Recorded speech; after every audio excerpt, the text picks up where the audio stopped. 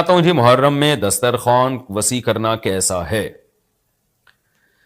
اس بارے میں ایک روایت ہے کہ عاشورہ کے دن جو اپنے اہل و عیال پر دسترخوان وسیع کرے گا، ان کو کھلائے گا، تو اللہ اس کے رزق میں برکت دیں گے. یہ روایت سند کے لحاظ سے کمزور ہے. بعض علماء کی رائے یہ ہے کہ اگرچہ کمزور روایت ہے مگر فضائل میں چلتی ہے، تو کوئی اچھی نیت سے دسترخوان وسیع کر دے. وسیع کر رہا ہے نا، کوئی یتیم کے منہ سے نوالا تو نہیں چھین رہا نا، کھلا ہی رہا ہے. تو اگر کوئی گھر والوں پہ اس دن اچھا کھلا دے گا تو اس میں کیا حرج ہے. بعض علماء کی یہ رائے ہے، وہ بھی اصحاب علم ہے. لیکن بندہ ایک کو ہمیشہ سے ایک اشکال رہا ہے کہ جب ایک بالکل بے غبار صحیح حدیث ہمارے سامنے موجود ہے تو اس کے مقابلے میں ایسی کمزور روایت کو ہم کس بیس پہ ترجیح دے سکتے ہیں. ہمارے سامنے جو بے غبار اور بالکل مستند حدیث ہے، جس کی سند پہ کوئی کلام نہیں ہے، وہ ہے روزہ. عاشورہ کے دن روزہ رکھنا چاہیے. روزہ اور دسترخوان آپس میں جمع نہیں ہو سکتے. یعنی عاشورہ کے دن جب آپ دسترخوان وسیع کریں گے تو روزہ کیسے رکھیں گے؟ تو بعض لوگوں نے یہ تعویل کی ہے کہ افطاری میں کر لیں آپ. تو افطاری میں تو 10 تاریخ نہیں رہے گی نا، 11 شروع ہو جائے گی، وہ تو 11 محرم ہو جائے گی. بعض لوگوں نے یہ کہا کہ جی 9 محرم کو جب سورج غروب ہو تو عاشورہ کی رات کو دسترخوان وسیع کر لیں. تو حدیث کے ظاہر سے تو عاشورہ کا دن معلوم ہوتا ہے کہ جب عاشورہ والا دن شروع ہو چکا ہو، یعنی صبح صادق کے بعد.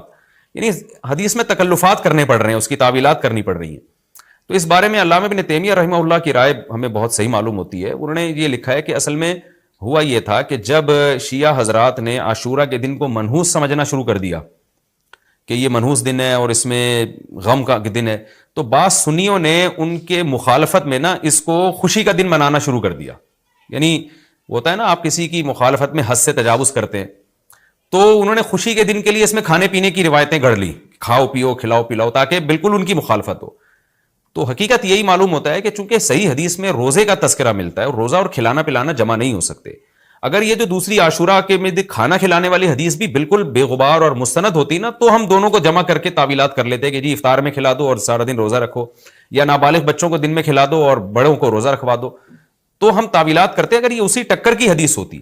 لیکن یہ کمزور حدیث ہے، تو اس کو اتنی صحیح مستند روایت کے مقابلے میں ہم کیسے لا سکتے ہیں؟ تو وہ ابن تیمیہ رحمہ اللہ کی بات کافی معقول معلوم ہوتی ہے کہ بعض شامی لوگوں نے یہ روایت کو گڑھا ہے صرف شیعہ لوگوں کی دشمنی اور مخالفت میں، کہ اس کو خوشی کا دن. تو عاشورہ کا دن تو نہ غم کا دن ہے نہ خوشی کا دن ہے، عبادت کا مقدس دن ضرور ہے، تو برکت کا دن ضرور ہے. تو اس لیے اس میں صحیح بات یہی معلوم ہوتی ہے کہ یہ کھلانا پلانا والا جو روایت ہے یہ ہمیں صحیح معلوم نہیں ہوتی. روزہ رکھیں، اور افطاری میں تو ویسے ہی دسترخوان وسیع کرنا چاہیے. افطاری میں سموسے پکوڑے جلیبیاں بچوں کو کھلائیں تاکہ ان کو روزہ رکھنے کی اور زیادہ حوصلہ افزائی ہو. تو اس لیے ہماری رائے اس میں یہی ہے کہ عاشورہ کے دن بس روزہ ہی کی فضیلت ہے، دسترخوان والی بات ہمیں ٹھیک معلوم نہیں ہوتی. کیونکہ اس کے مقابلے میں جو ہے نا، دسترخوان والی حدیث کے مقابلے میں زیادہ صحیح حدیث ہے جو روزہ تو کھانا پینے سے اجتناب کا نام ہے، اور افطاری میں تو ویسے ہی آدمی کھا لیتا ہے، وہ اس کے لیے پھر ضرورت نہیں ہے الگ سے ہمیں کسی روایت کی. اچھا بھائی، اور بھی محرم کے حوالے سے لوگ سوال پوچھتے ہیں. کالے کپڑے بھی ہو گئے، اور کیا رہ گیا بھائی؟ حلیم رہ گیا. حلیم محرم میں حلیم بھی بناتے ہیں لوگ، تو بے اصل چیز ہے، بدعت ہے. کوئی ثواب سمجھ کے کریں گے، بدعت ہے. بعض لوگ کہتے ہیں ہم ثواب سمجھ کے نہیں کر رہے، ویسے ہی سب بنا رہے ہیں تو ہم بھی بنا رہے ہیں. تو بدعت کی تائید تو ہو رہی ہے نا. آپ پورا سال پڑا ہے حلیم کھانے کے لیے، آپ کو کیا مصیبت ہے کہ آپ محرمی میں دیکھ پکائیں؟ پورے سال کیوں نہیں پکا رہے تھے آپ؟ تو جب ایک رسم معاشرے میں غلط رسم پھیل جاتی ہے تو اس کا بائیکاٹ کرنا چاہیے.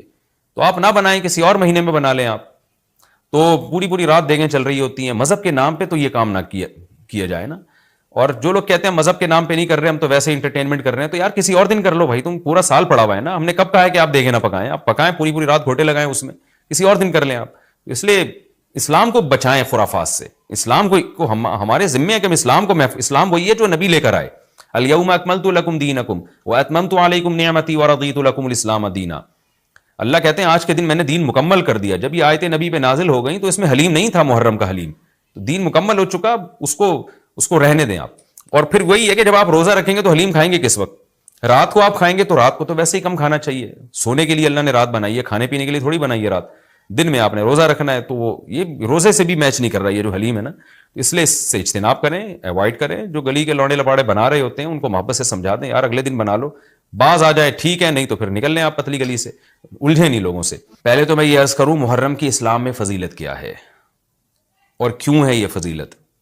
رسول اللہ صلی اللہ علیہ وسلم نے فرمایا کہ محرم کو آپ صلی اللہ علیہ وسلم نے شہر اللہ قرار دیا ہے. صحیح حدیث ہے کہ آپ صلی اللہ علیہ وسلم نے فرمایا, صحیح مسلم کی حدیث ہے کہ رمضان کے روزوں کے بعد سب سے زیادہ جو روزے افضل ہیں وہ شہر اللہ المحرم, اللہ کے مہینے محرم کے ہیں, یعنی اللہ کی طرف اس محرم کی نسبت کی جا رہی ہے. تو یہ ایک بڑی فضیلت کی چیز ہے.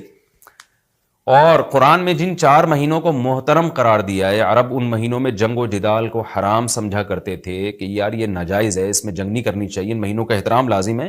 ان میں 4 مہینوں میں محرم بھی ہے. محرم, رجب, ذی الحجہ, ذی قعدہ, ذی الحجہ, یہ 4 مہینے ہیں جو محترم ہے, لیکن اس میں پھر رجب بھی داخل ہے اور ذی قعدہ بھی اور ذی الحجہ بھی, تو یہ بھی ہے. اور 10 محرم کے روزے کی بڑی فضیلت ہے. آپ صلی اللہ علیہ وسلم نے فرمایا 1 سال کے گناہوں کی معافی کا ذریعہ بنتا ہے. لیکن آپ نے فرمایا کہ یہودیوں کی مشابہت نہ کرو, کیونکہ یہودی 1 روزہ رکھتے ہیں تو ہم 9, 10 یا 10, 11 2 روزے ملائیں گے. تو یہ محرم کی فضیلت ہے. اور یہ کیوں ہے اس کی ہمیں وجہ معلوم نہیں ہے. جیسے کسی نے ابھی بھائی نے سوال پوچھا نا کہ اس میں کوئی واقعات ہوئے تھے, تو پہلے میں بتا دوں 10 محرم میں جب نبی صلی اللہ علیہ وسلم نے محرم کے مہینے کی یہ فضیلت بیان کی تو اس کو کسی واقعے کی بیس پہ بیان نہیں کی ہے. اس بارے میں جتنے واقعات ہمارے پاس منقول ہیں کہ آدم علیہ السلام جنت سے زمین پہ آئے تھے, یا قیامت آئے گی اس دن, یا یہ کہ اور پتہ نہیں کیا کیا, ابراہیم علیہ السلام کو آگ میں ڈالا گیا, یہ سب من گھڑت ہیں, اس کی کوئی حقیقت نہیں ہے, موضوع روایتیں ہیں. البتہ اس دن موسیٰ علیہ السلام اور بنی اسرائیل کو فرعون سے نجات ملی تھی, اس بارے میں روایت سندن بہتر ہے, یعنی اس کو مستند روایت کہا جا سکتا ہے. تو وہ یہ کہا جا سکتا ہے کہ 10 محرم کو موسیٰ علیہ السلام اور بنی اسرائیل کو اللہ نے فرعون سے نجات دی تھی. اسی بیس پہ یہودی روزہ رکھا کرتے تھے اس دن. تو یہ روایت کے علاوہ باقی جتنے بھی واقعات ہیں سب من گھڑت ہیں. باقی حضرت حسین رضی اللہ تعالیٰ عنہ کو جو کربلا میں شہادت ملی ہے, وہ تو 10 محرم, وہ تو فضیلت تو اسلام میں پہلے سے تھی. تو حضرت حسین رضی اللہ تعالیٰ عنہ کا واقعہ تو بعد میں ہوا ہے, تو اس سے حضرت حسین کی شہادت کو اور فضیلت مل گئی کہ آپ کو ایک مقدس دن میں اللہ تعالیٰ نے شہادت عطا فرمائی.